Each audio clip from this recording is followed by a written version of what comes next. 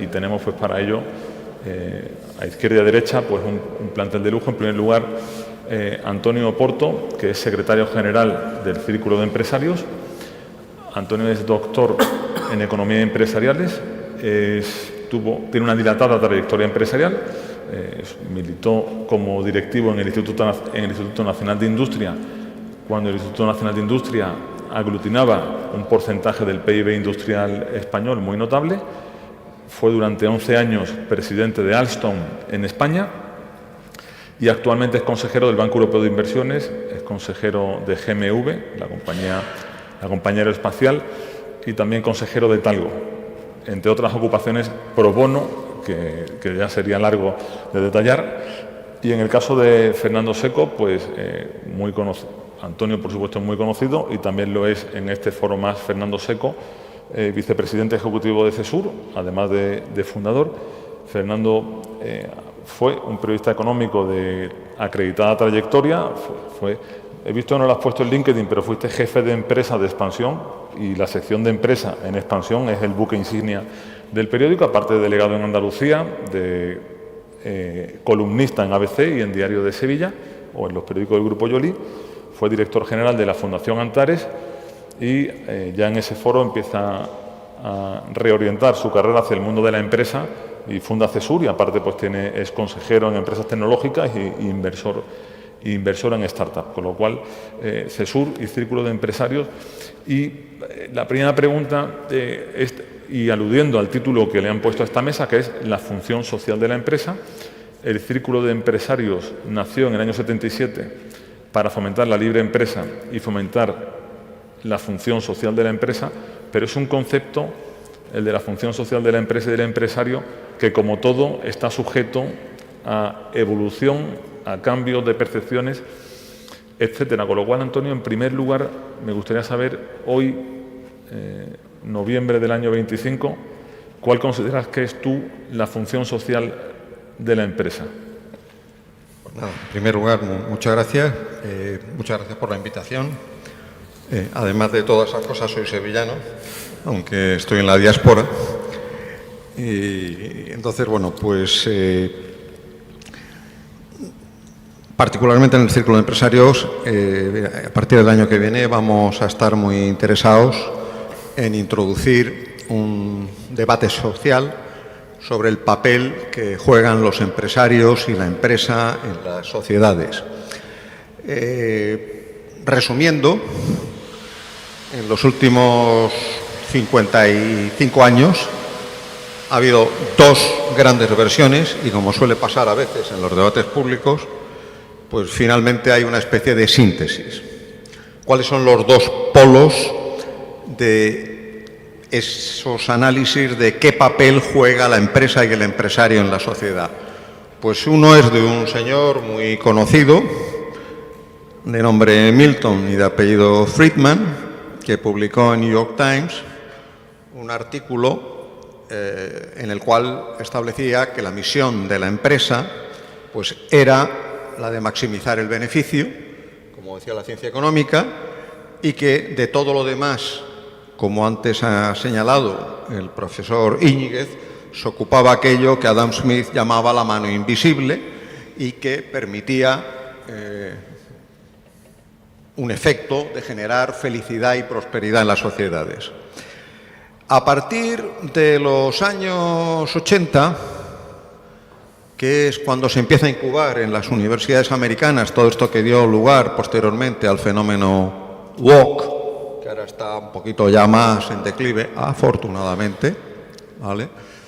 Se genera pues que esto de ganar dinero o de maximizar el beneficio, que yo siempre he considerado que es matemática, física y química, bueno, pues que no era tan importante, que había que cuidar muy bien al entorno, a los stakeholders, que se llama, porque aquí hay mucha palabreja inglesa, son los agentes con un interés en el devenir de esa empresa, proveedores, clientes, trabajadores, autoridades locales, y eso pues da lugar a una visión distinta de la función social de la empresa, que es, además de hacer lo que tiene que hacer, pues cuidar a ese entorno de stakeholders.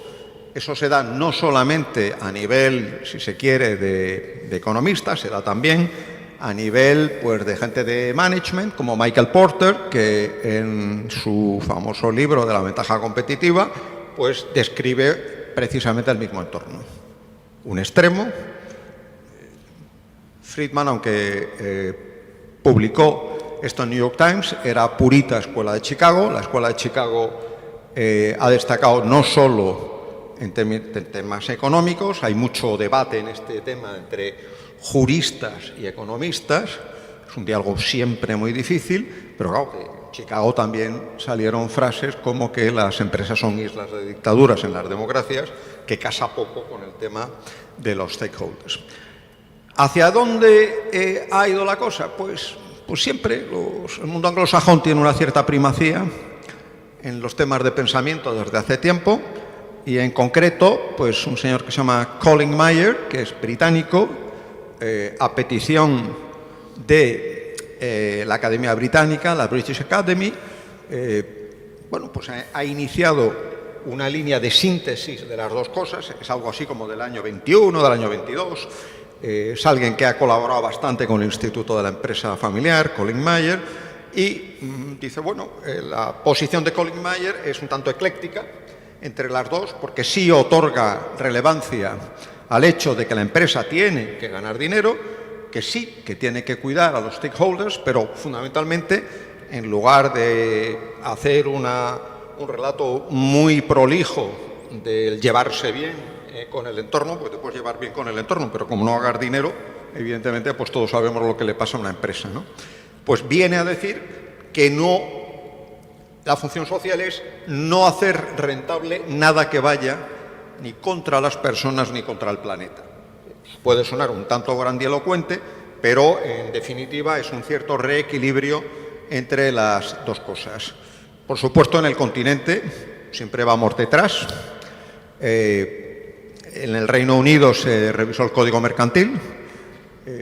Esto de llevarse bien con el entorno, en un entorno mercantil, donde evidentemente los administradores, la propiedad, tiene un conjunto de responsabilidades legales sumamente severas en caso de insolvencia, ¿vale?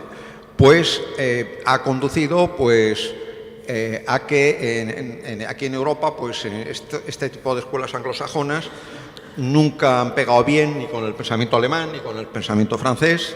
Se sigue citando un libro que es un clásico ya de 30 años de un francés, de Michel Albert, que habló del capitalismo reinano y alpino, que es un capitalismo fundamentalmente de empresa familiar, centrado en el largo plazo y lejos de lo que se considera pues, un capitalismo más de corto plazo, empresa de corto plazo, como es la empresa de un mundo mucho más financiero como es el anglosajón. Nosotros en el Círculo de Empresarios nos hemos fijado mucho y tenemos una relación muy próxima con la Business Roundtable de Washington. La Business Roundtable agrupa a 200, no diría que empresas, sino corporaciones. Una corporación en el mundo americano es una gran empresa. Y bueno, pues sacaron en el año 19 un manifiesto por esa visión de stakeholders que fue muy contestada por una universidad que, por lo menos en estas materias, pues se deslizó bastante, como la mayor parte de universidades americanas. No quiero decirlo de una manera peyorativa, pero sí lo resume, porque es una universidad con muchísimo prestigio en Harvard. En Harvard hicieron una crítica muy severa de la Business Roundtable. La Business Roundtable hizo una corrección de ello el año 24 y en esencia, pues en paralelo con toda la explosión del tema de ESG, en paralelo con la crudeza de la crisis financiera, la gran recesión que supuso pues, un varapalo muy importante para la percepción social de la empresa y particularmente algunas instituciones no se han recuperado en términos de imagen, como los bancos en muchos países. Bueno, pues sigue siendo un debate muy animado. En España ha tenido poco lugar y nosotros pretendemos reanimarlo a lo largo del año 26 y 27 y bueno, pues espero que cuando ello ocurra pues también vengamos aquí y podamos compartir algunas de esas ideas. Pues muchas gracias, Antonio. Ahora seguiremos conversando de cómo se defiende ese valor de la función social de la empresa. Y Fernando, Círculo CESUR, Círculo de Empresarios del Sur de España, institución cooperáis ambos, pero precisamente CESUR nace de manera equivalente al Círculo de Empresarios para defender esa función social de la empresa desde el sur de España y desde la tipología de empresa que hay en Andalucía. Sí, es uno de nuestros objetivos, o de nuestro ADN, está en nuestro ADN. Es una asociación con propósito. Está muy de moda lo del propósito, pero esto ya lo veníamos. El propósito de la empresa, el propósito tal, en la asociación nacimos con propósito. Y uno de esos propósitos es precisamente es transformar la sociedad desde la empresa y a través de la empresa y de los empresarios. Lo que no tenemos definido del todo es qué papel debe de jugar en el rol de sociedad civil la empresa. Lo que sí tenemos muy claro es que la empresa es esencial y es el motor del dinamismo y que hace funcionar todo el entramado social e institucional de un país. O sea, eso lo tenemos muy claro. O sea, y profundizando en esto y analizando esto, claro, si nosotros desde la empresa somos los que producimos los bienes y servicios, somos los que procuramos la generación de trabajo, la generación de riqueza que mueve la economía, la generación del dinero para pagar los servicios públicos y que la sociedad ha cedido a los partidos políticos el gobierno de las cosas del país, nosotros al final somos los proveedores para que otros organicen la sociedad. Creo que básicamente, sin entrar en mayores, es así. Pero cuando llegan momentos de incertidumbre, como los que el foro creo que se titula así, Avanzando en la incertidumbre, cuando llega un momento de incertidumbre, años atrás, actualmente, y dices, oye, nosotros que somos los proveedores, ¿qué papel tenemos aquí? Simplemente los de proveer, y no nos dejan proveer como nos gustaría porque podemos hacerlo mejor, y no podemos decidir sobre el destino de eso que proveemos, porque también es una función social que la sociedad nos ha dado también, y es la que nosotros procuramos corresponder, ¿no? Entonces, lo que yo sí, y estaré encantado de que podamos trabajar en esa función de la empresa y del empresario en la sociedad, yo sí creo que tenemos que recuperar, si lo hemos tenido alguna vez, y si no, pues lo generamos, el papel y el protagonista del empresario y la empresa no solo como función social, sino también que tenga un papel director, si se me permite la palabra, que pueda influir en las decisiones que se toman con aquellos bienes y servicios que proveemos. Porque ahora mismo no lo tenemos, ni lo tiene nadie, ¿no? No quiero hablar ahora de la transición, ni de la Constitución, ni de todo eso, que da para mucho, o si queréis, o luego si queréis, pero, Fernando, ¿tú quieres, pero creo que esa es tu visión? ¿Queréis aportar a la definición de empresa? Aunque aquí somos más del capitalismo renano y en el círculo de empresas son más anglosajones. Espero que eso no suponga ningún choque, Antonio. Dicho esto, Antonio, bueno, ahora añade evidentemente lo que quieras apostillar, pero has hablado de la práctica, o sea, el quiénes somos, ¿no?, para poder estar en esta sociedad, pero ahora llega el qué hacemos, ¿no? ¿Quiénes somos y qué hacemos? Círculo de empresarios, que generalmente se titula en el mundo periodístico como el lobby, ¿no?, o como un lobby empresarial. Y me gustaría saber cómo se consigue desde una desde una organización como el Círculo de Empresarios, influir en el debate público, influir en la legislación, influir en el ministro que está aquí hoy o en el consejero, de manera crítica y constructiva, y sobre todo de manera práctica, porque si lo criticas todo pero no influyes, es una pataleta, y si eres un pelota pero tampoco influyes, o sea, ¿cómo se consigue ese equilibrio de influir con eficacia en las políticas que afectan a la empresa? La respuesta sería con mucha cabeza y con mucho cuidado, ¿no? Pero en esencia, el Círculo de Empresarios, su función principal, y utilizamos palabras del castellano porque se ha hablado de lo anglosajón, pero hay palabras que se trasladan mal. La palabra lobby en España está muy ensuciada, no lo está en el mundo anglosajón para nada. Nosotros fundamentalmente somos un centro de pensamiento que cree firmemente que la riqueza la crea el empresariado, la crea el sector privado. No tenemos nada en contra del estado de bienestar, pero evidentemente cuando la participación del Estado en el Producto Interior Bruto supera el 35 o el 40%, en España ya lo hemos pasado ampliamente, nos empieza a preocupar porque el Estado tal vez sepa redistribuir la riqueza, pero es un error pensar que el Estado genera riqueza. ¿Y ese porcentaje por qué? Pues sencillamente porque la empresa no tiene poder coercitivo y el Estado sí lo tiene a través de las estructuras de imposición y de las leyes. Y si crees en la libertad, pues tratas de frenar la coerción que significa y está en la esencia de la teoría del Estado, ¿no?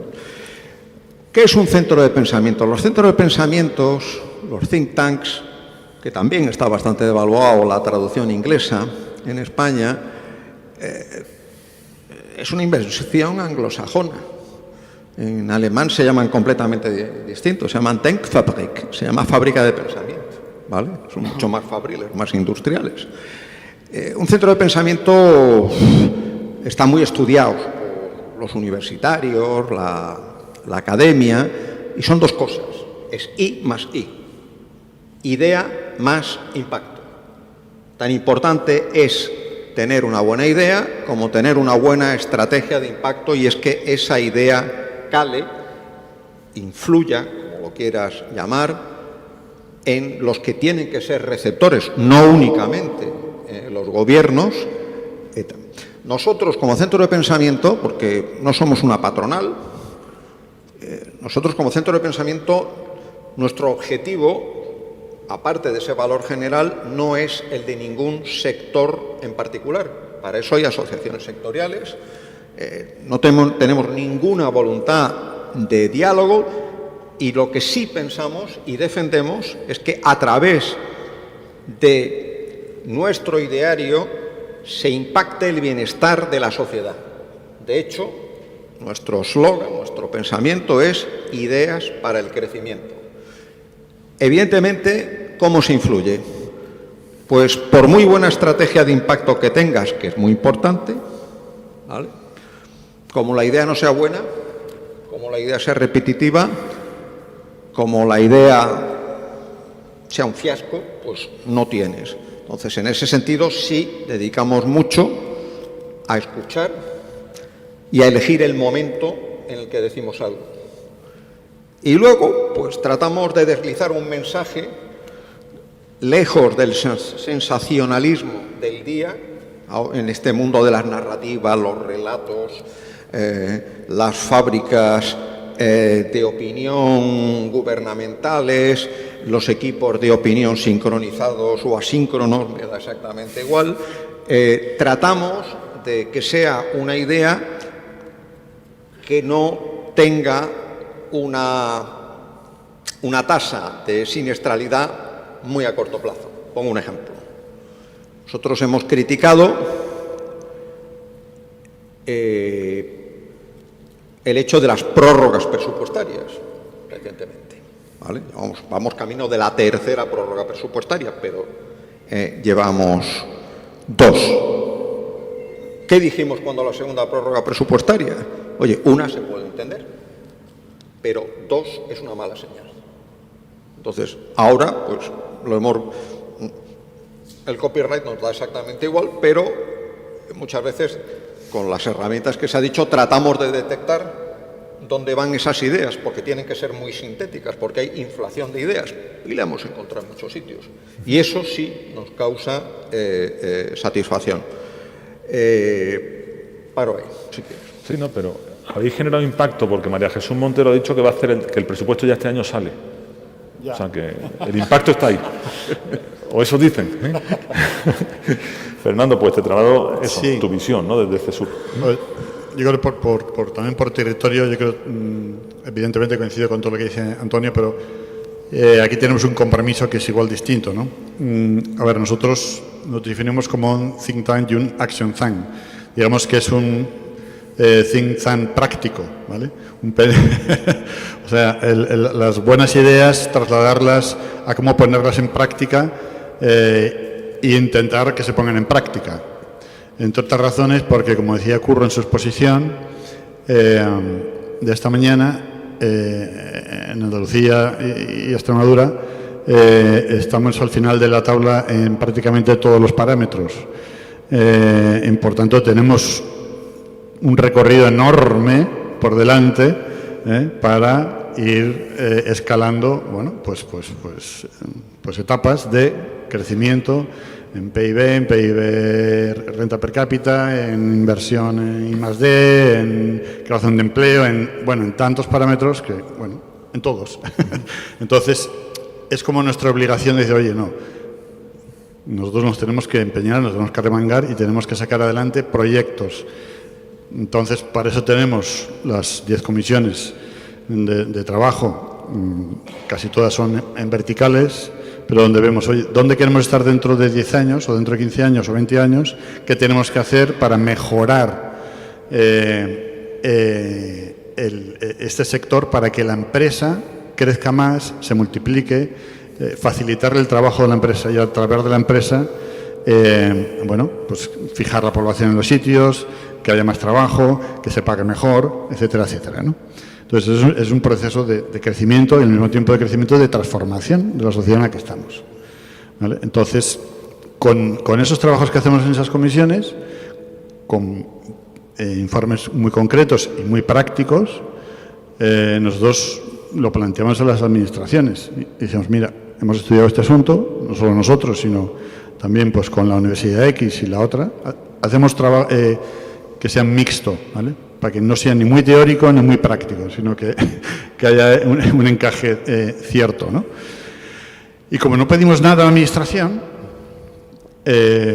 hasta ahora realmente nos han acogido muy bien todas esas iniciativas que hemos tenido y han aplicado sus propios programas cuando los aplican, ¿vale?, que esa es otra historia, ¿eh?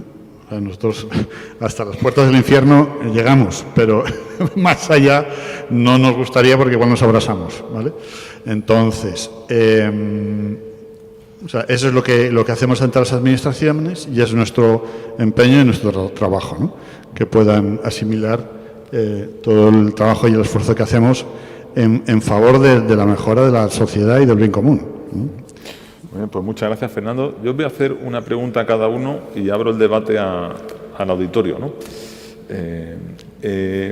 Antonio, tú eres hijo de una historiadora de América y en Alstom, entre los proyectos que hiciste en Alstom, es un libro que es la edición de lujo de la historia de España de Antonio Domínguez Ortiz. O sea, eres un humanista. Y has dicho que lobby, palabra inglesa, se traduce y tiene connotaciones peyorativas. Think tank se traduce y tiene connotaciones peyorativas. Al final el lenguaje habla de la cultura, ¿no?, de un país o de una sociedad. ¿Ves una predisposición negativa en la cultura española hacia el mundo de la empresa? Porque cuando traduces conceptos anglosajones al español y son negativos, será porque aquí se genera una sospecha inicial, ¿no? Problemas lingüísticos sí que hay. Porque si vas a cualquier gran empresa, o cualquier empresa de lobby, del IBEX, quiero decir, no vas a encontrar ningún casillero que diga director general de lobby.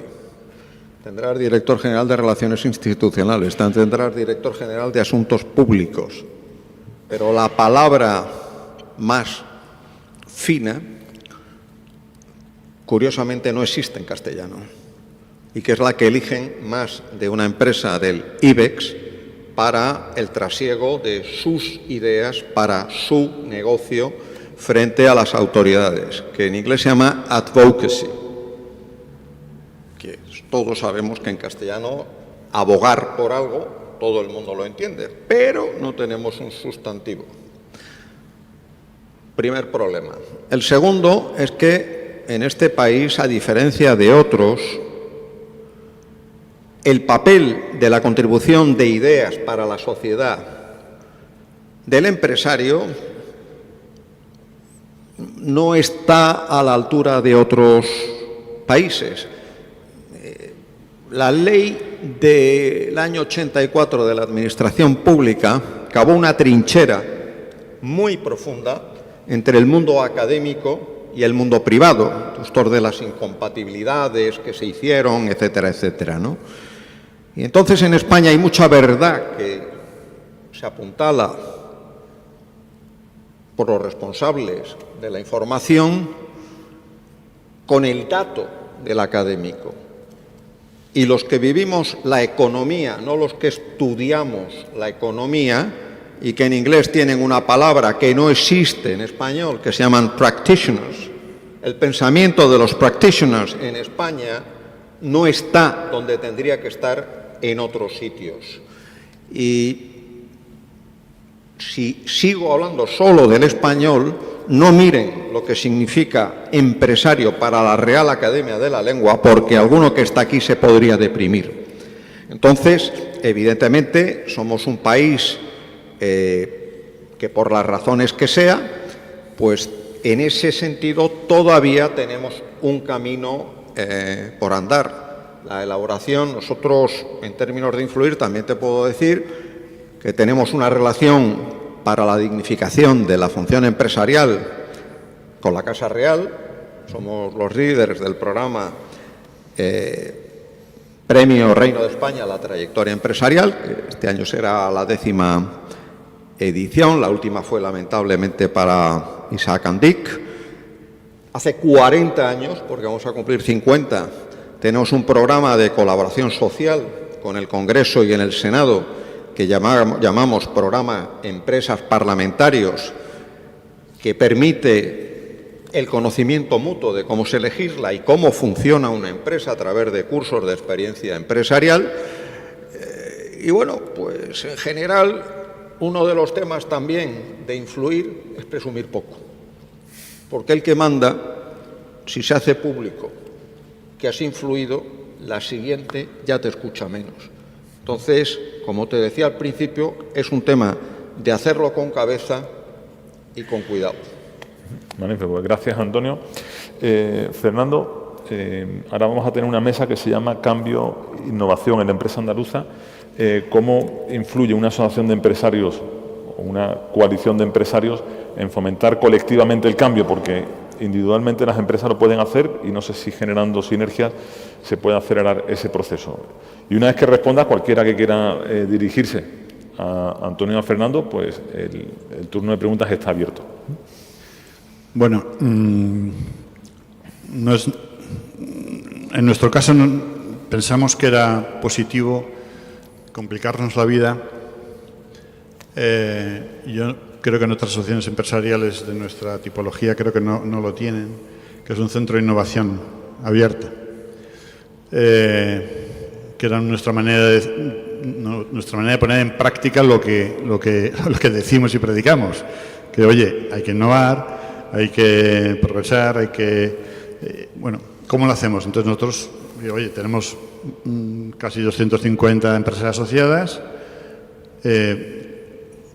buscamos la excelencia entre los socios, vamos a ver cómo interactuamos en el ámbito de la innovación, que eso se llama innovación abierta, poniendo a disposición de todos los que están en ese ecosistema, que hay empresas, que hay centros tecnológicos de innovación, que hay startups con sus genialidades, unas útiles y otras no.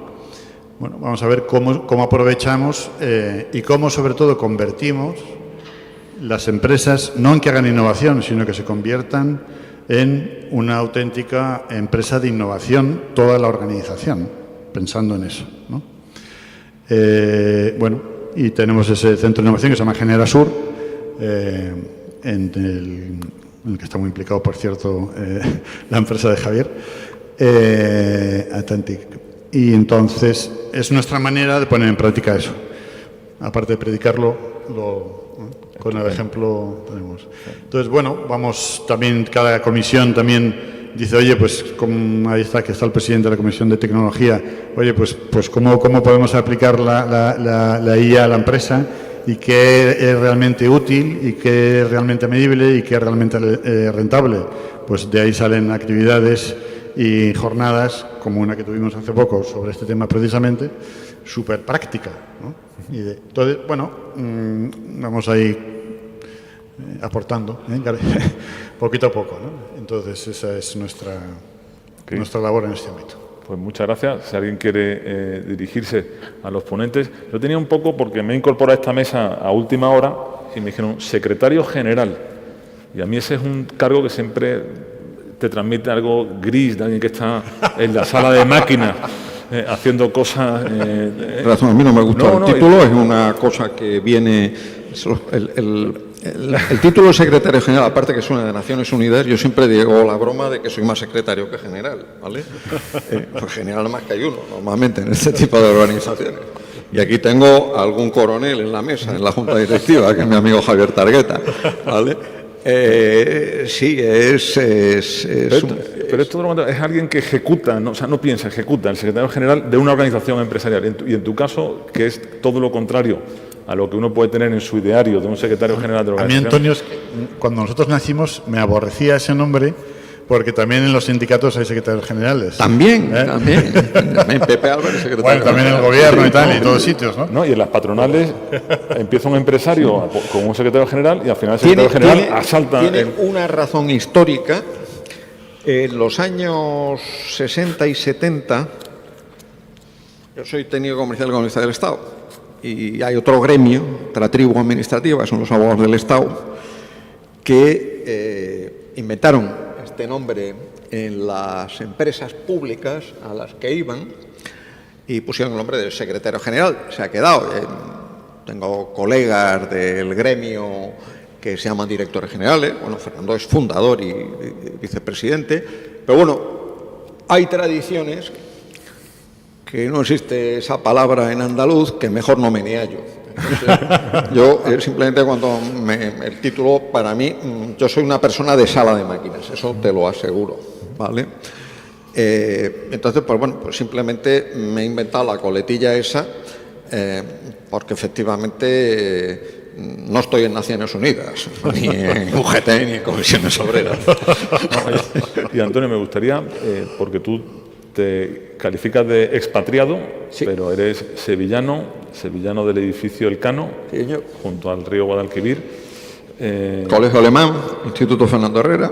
O sea que, y evidentemente has venido mucho a Sevilla porque aquí están tus padres y tu familia. Me gustaría saber cómo has visto evolucionar Andalucía, y tiene que ser rápido, pero cómo has visto evolucionar empresarialmente Andalucía en esta última década o en estas últimas 2 décadas. Pues yo quiero mucho a mi tierra. Yo vengo de una época que cuando era un niño, mi padre era perfumista, creaba perfumes. Y mi padre, cuando yo era pequeñito, comíamos todos los hermanos en la mesa, decía, hijo mío, cuando tú vayas a Madrid, tú no hables como hablamos en casa, que te toman a chirigota. Mi padre checheaba. No es de la capital, era de un pueblo, mi padre checheaba, ¿vale? Y, hombre, yo creo que en términos de avance cultural, en términos de respeto a cómo somos, se ha adelantado mucho. Yo creo que nos faltaba un poquito un mayor reconocimiento como sociedad civil, como sociedad con una clase empresarial renovada. Y bueno, yo me siento más andaluz que sevillano. Yo estudio en Málaga, tengo mucha vinculación con Almería, tengo casa en Almería, pero bueno, siento tanto, Málaga es un polo de prosperidad, absolutamente, que ha salido hoy ya el tema del Centro de Servicios Compartidos de Citibank en Málaga. Hubo 5.000 solicitudes, las plazas que se dijeron. O sea que yo tengo mucha fe y tengo mucho orgullo de que poco a poco, pues yo en mi familia nadie habla andaluz, lamentablemente. Son todos de Madrid, mujeres del norte, están todos los hijos fuera de España, pero yo veo Andalucía muchísimo mejor. El empresariado del euro, como digo yo, puede que venga de antes y tal, pues le está cambiando. Y luego Andalucía ha sido muy acogedora con gente que venía de fuera. Mi amigo Javier Targueta, somos amigos desde hace 40 años, y cuando queremos saber algo de Andalucía en la Junta Directiva del Círculo Empresario, Javier, ¿entiendes? Y lo que sí me da pelusilla es que Javier, que es absolutamente multicultural, no solo a nivel español, sino a nivel global, Andalucía cuida poquito a la diáspora. O sea, los andaluces que estamos en la diáspora, ¿vale?, no existimos. Asturias, patria querida, congrega a 80 asturianos a cenar. Los valencianos tienen conexus y organizan cantidad de actos en Madrid. Recientemente, por razones que son fáciles de explicar al leer el programa de la jornada, los extremeños tienen mucha fuerza en Madrid, si se les identifica, ¿no? Y yo creo que una mayor conexión de los andaluces que estáis aquí con los andaluces que estamos fuera, aparte de que nos daría mucha satisfacción, porque venir por aquí siempre es una alegría, ¿vale?, vendría un puntito mejor. Pero yo veo muy bien cómo ha progresado mi tierra en los últimos 20 años. Bueno, pues acaba de ser nombrado con el voto unánime secretario general de Andaluces Expatriados. ¿Ya?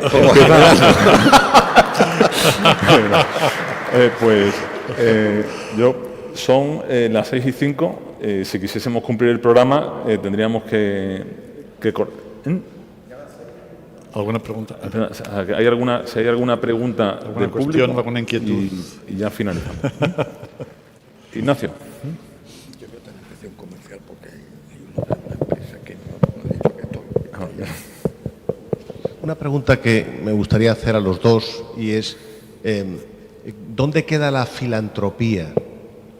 Que en el mundo anglosajón pues se le ponen nombre y apellidos y se venera al empresario que se hace rico, y en nuestra tierra es mejor tener un perfil bajo y canalizar la filantropía quizás a través de CESUR, colaborando, aportando, contribuyendo con equipos humanos, o contigo, con Antonio, haciendo otro tipo de contribuciones.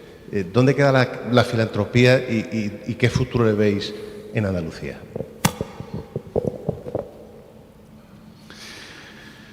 Vamos a ver. Nosotros, primero, que yo creo que efectivamente el mundo anglosajón valora mucho más a las personas de éxito, las personas que hagan dinero. Y a mí me parece bien que en la sociedad efectivamente se reconozca, bueno, el mérito, y que más que envidiar al que gana dinero o le hace las cosas bien, pues que se le reconozca, y que se le reconozca. Tampoco hace falta hacerle la ola, pero bueno, por lo menos que se le reconozca, ¿no?, como tal. Y a las personas que donan y a las personas que hacen, bueno, pues también que se le reconozca, ¿no? Nosotros trabajamos para el bien común, sí o sí.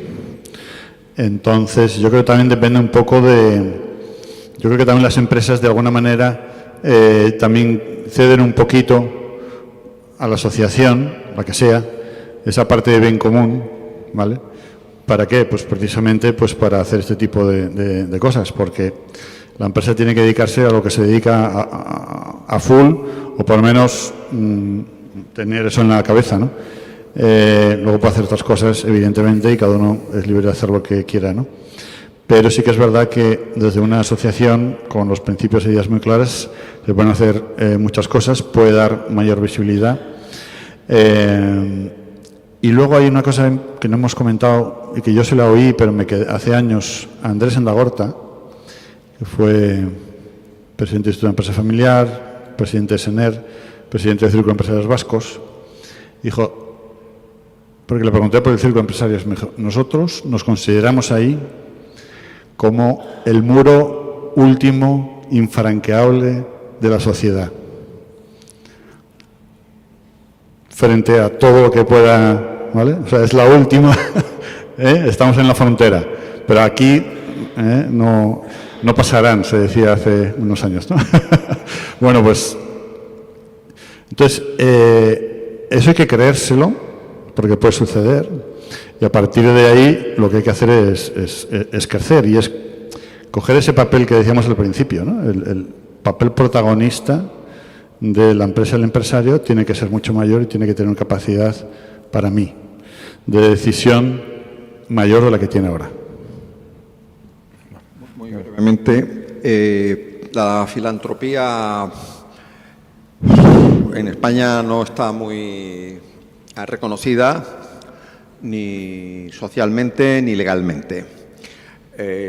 La filantropía en el mundo británico se llama charity. Una non-profit equivale a una charity y claro, aquí no se podría llamar exactamente lo que es la traducción de una charity. No tiene mucho lugar, o sea, las cifras de filantropía en España en términos particularmente internacionales son muy bajas.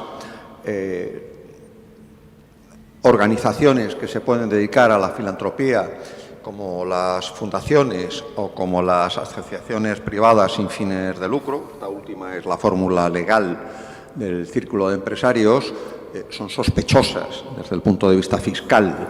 O sea, se piensa más, se penaliza más los riesgos fiscales que pudiera conllevar ello que la función digamos, de la generosidad que puede entrañar la filantropía. Por deciros, por no hablar tanto de temas elevados, ninguna asociación privada sin ánimo de lucro o una fundación en España puede repercutir el IVA de proveedores en sus facturas. Está prohibido por ley, lo cual, pues, evidentemente incide nuevamente en esa dificultad, que es deseable, pero evidentemente todos sabemos de algunos grandes empresarios de este país que han dedicado recursos que pudieran ser llamados de filantropía, que no los han llamado de filantropía, porque tal vez no fuera bien identificado o reconocido por ciertos sectores de la información o de la opinión pública, ¿vale? Pero aquí las fundaciones, salvo una que está en la cabecera de una institución financiera y alguna más, aquí hay una que está patrocinando, que también tiene su función, tienen una vida complicada y difícil, porque tampoco la cultura de dar o contribuir a este tipo de menesteres está muy instalada en la sociedad nuestra. Sí, había una pregunta.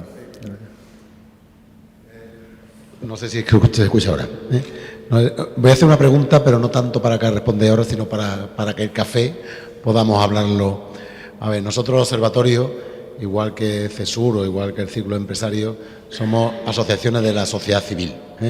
Y por tanto, me ha gustado mucho lo que ha señalado Antonio de cuál es la misión del Círculo, o lo que ha dicho Fernando, y nosotros las compartimos. Somos, evidentemente, asociaciones independientes, no tenemos un interés de clase, ni un interés de grupo, no tenemos... Todo eso es verdad y Y yo creo que nosotros después de 30 años lo hemos ido demostrando. CESUR lleva menos tiempo, pero lo ha demostrado claramente, y el Círculo lleva mucho más tiempo.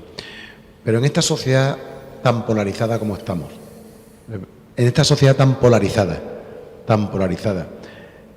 estas asociaciones de la sociedad civil, ¿cómo pueden contribuir no ya a la defensa del empresario, a la función social del empresario, sino a rebajar el nivel de polarización, de debate extremista, de qué podemos hacer? Porque al final, de una forma u otra, nos metemos en ese debate y ese debate nos polariza y nos identifica, sean los empresarios y ya tienen un cierto sesgo, o sean los económicos y ya tienen un cierto sesgo.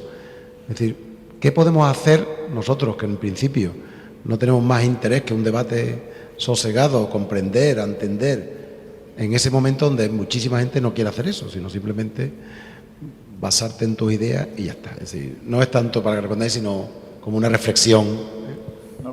A mí se me ocurren dos medidas muy interesantes, porque hay otras cosas que son imposibles. Pero sí está en la mano del mundo de la empresa el no hacer donaciones a los partidos políticos ni el meter publicidad a los medios de comunicación. Esto es una barbaridad lo que acabo de decir, ¿verdad? Bueno, sobre todo viniendo de ti, que viene ¿verdad? de los medios de comunicación. pero el mundo político y el mundo de los medios de comunicación están se retroalimentan. Y realmente la tensión y la polarización viene aumentada por ese eco mutuo de estos dos pilares de la sociedad, que son evidentemente importantes, que es la información, los medios de comunicación y el político, ¿no? Claro, si tú ves los fines de semana, ¿no?, que los partidos proyectan sus actos los fines de semana para que salgan los medios los fines de semana, no son noticia, son tonterías, declaraciones que los medios de comunicación... ¿Qué? No, yo ahora añadiré algo. Vale. Me encantará. Se hacen eco de eso, ¿vale? Entonces digo, ¿pero esto qué es? ¿Qué noticia es, no? O sea, no... Pero bueno, digo esto porque nos gustaría poder influir en que no se polarizara, en que hubiera, pues eso, normalización, no tensión, sentido común. Yo creo que nos encantaría, pero realmente creo que no tenemos instrumentos para eso, ¿no? Así que, a día de hoy, no sé si Antonio tiene alguna idea mejor, pero... Antonio, tú eres el protagonista, muy apunte. No, simplemente, justo, creo, Fernando, que has errado el tiro en el siguiente sentido. Y lo digo desde mi posición ahora de independencia, porque yo colaboro con ABC y colaboro con Canal Sur, pero yo tengo mi propia actividad y lo puedo decir desde esa posición de independencia. Lo que ha polarizado el debate público es, al punto que ha ido esta pregunta, son las redes sociales. Y es Twitter, es TikTok, es tal, y todo lo que hemos hablado antes de inteligencia artificial aplicada a la polarización social de redes sociales. Y todos los fenómenos de populismo están apalancados en redes sociales. Y el otro día lo comentaba el expresidente de Telefónica, Álvarez Pallete, que justo los medios llamados legacy, los medios legacy son una salvaguarda al sentido común en el debate público. ¿Que son manifiestamente mejorables? Seguro. ¿Que hay que reforzarlo o que la orientación puede ser mejor? Seguro. Pero no son los medios de comunicación tradicionales los que han fomentado esa polarización tan brutal del debate público, a mi juicio. Y como yo soy moderador y no me quiero inmoderar, le dejo ya el turno a... Yo solo un comentario, o sea, la polarización no es solo aquí en España, cualquier otro país, no voy a decir, yo en las causas no lo sé. Nosotros aplicamos una fórmula que es Lo primero, luces largas. Nosotros no intentamos entrar en cualquier charco inmediato, no es nuestra función entrar en el relato, la narrativa o la película de la noche o de la semana, sino que intentamos tratar temas de largo plazo. Somos muy cuidadosos de eso que se llamaba antes, ya no sé cómo se llama, la urbanidad y la educación. Me hacía mucha gracia el anterior orador, Santiago Íñiguez, ¿no? Porque el español no se ofrece mucho a hablar lo que se dice en inglés, hablar suavemente, soft speaking. Y este señor tenía un tono de alocución, de suavidad, que igual lo ha dado la academia, pero que a mí me ha sorprendido. De normal, de natural, aquí somos puntito, más exaltaditos en la manera de hablar. Eso lo intentamos cuidar. Y luego, pues, somos, en términos de actos, pues practicamos mucho los actos a puerta cerrada, con perdón, sin medios, para un diálogo más franco y más abierto, porque hay mucho diálogo intermediado en foros públicos y hay veces pues que como empresarios y directivos, que tenemos de los dos, pues a puerta cerrada, con una cosa que se llama reglas Chatham House, que queda muy bonito cuando lo dices en inglés, que significa se puede hablar de lo que se ha hablado, pero no quién ha dicho qué, y otra regla que se llama Las Vegas, que lo que pasa en Las Vegas se queda en Las Vegas. Pues conseguimos de alguna manera unos diálogos que son muy interesantes y que son también muy apreciados por la otra parte, y me da igual del polo que sean, porque hay mucha comunicación indirecta, mucha comunicación pública y hay quizá poca conversación constructiva, con tiempo, con tranquilidad y con algo que falta últimamente, que es templanza. Templanza. Yo creo que es una... Me gusta, Antonio. Pues creo que templanza es una buena palabra para dar por concluido este debate. Muchísimas gracias, Antonio, y muchas gracias, Fernando, y gracias a todos los que han asistido a él.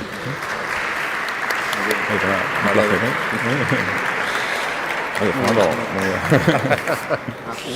Una cosa, porque está aquí, yo estoy pluriempleado, pero ha venido un colega de una empresa, que es Finalbion, que también es socio del Círculo de Empresarios, y no se ha citado, y lo digo ahora, que tengo un advisory con ellos, una empresa, una socia y amiga. Muy bien, pues muchas gracias, Antonio.